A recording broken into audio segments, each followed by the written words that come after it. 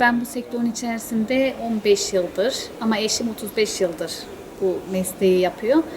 Kendi yerimiz, kendi özel firmalarımız var. İnegöl, Adana, Kayseri çalışıyoruz. Kocavezir İş Merkezi olduğu için de biraz müşterilerden dolayı biraz sıkıntılar yaşıyoruz. Neden? İnsanlarda güven yok. Güveni de sağlayan esnaflarımızın çoğu işte hani farklı cümlelerle, farklı şeylerle insanları kandıraraktan ürünler sattığı için biraz da biz daha farklı kalite çalıştığımız için daha çok yüksek müşteri potansiyeline sahibiz. Ürünler kendisini mağazamız ve çalışan arkadaşlarımız dürüst, yalansız ürün satmaya çalışıyoruz. Bazen insanlarımız güveni de anlamıyor.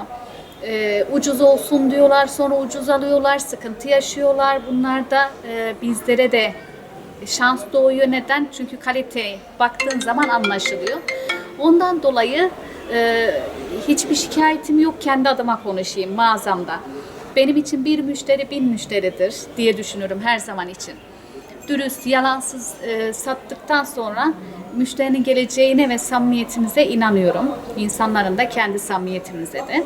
Benim için önce insanlara kendi samimiyetim ve güvenimdir. Samimiyetime inanıyorsanız benden alın diyorum. Neden?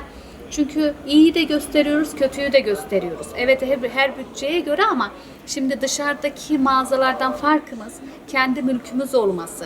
Eşimin spot çalışıp daha ucuz alıp daha uygun güzel fiyatlara vermesi. Ürünün de kalitesini gürgen diyoruz ama normal ağacı boyayıp gürgen olan satanlar da var. Baktığın zaman anlatıyorsun, anlayan da var müşterilerden, anlamayan da var. Şimdi biliyorsunuz ekonomi olarak insanlar çok zorluk çekiyor. Kaliteyi anlayan zaten alıyor. Anlamayan da bütçeme göre diyor. Bir 3 yıl sonra geri değiştiririm diyor. Öyle alan müşterilerimiz de var. Ama hani az önce de bahsettim. Kalite çok önemli. Neden? Bir malı aldığın zaman, bir koltuğu aldığınız zaman bir 15-20 yıl kullanırsınız iyisini. Ucuzunu aldığın zaman, yani uygun fiyatla aldığınız zaman da en fazla kullanacağı 3 ay veya 3 yıl içerisi diyorum. Gürgen, orijinal, soft singerli ürünlerimiz. Nubuk kumaşta daha çok şu an revaçta.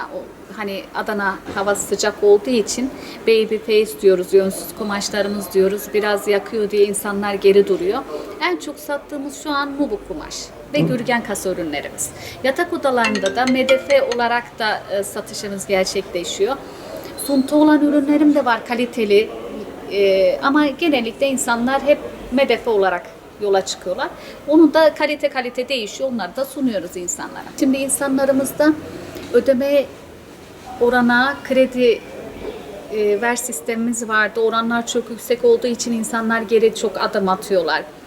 Kredi kartlarına yöneliyorlar. Vadeler çok uzun olduğu için, bir de çok yüksek olduğu için talepler düşüyor. Düştüğü için de tabii ki etkileniyoruz. Hani eskiden 5.000 kazanırken şu an 1.000 lira, 2.000 lira karı yapabiliyorsak ne mutlu bize diyoruz. Kredi kartı oranlarını düşürürlerse tabii ki bizim işimize gelir, insanların da işine gelir.